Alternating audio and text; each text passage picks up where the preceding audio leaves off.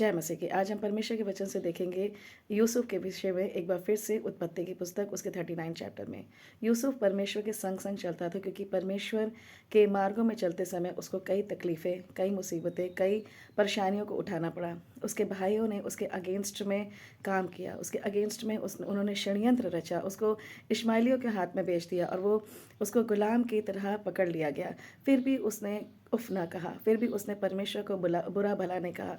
कई प्रकार से यूसुफ ने परेशानियों को सहा, पर उसने परमेश्वर को कभी बुरा भला नहीं कहा और वो परमेश्वर की राहों पर चलता रहा।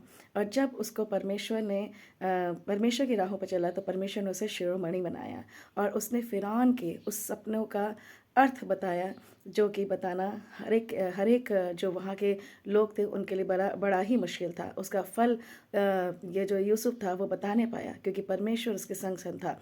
जब हम किसी भी बात के विषय में बताना चाहते हैं तो जब तक परमेश्वर की आत्मा हमें अगुवाई न करे हम नहीं कह सकते।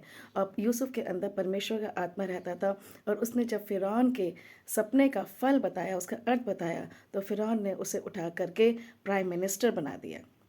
परमेश्वर हमारे जीवनों में अद्भुत रीति से काम करना चाहते हैं।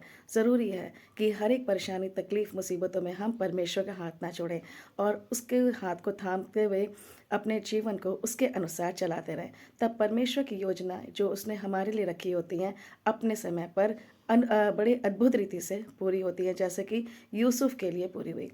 परमेश्वर के इस वचन से आप सबको आशीष मिले। जय मसीह की।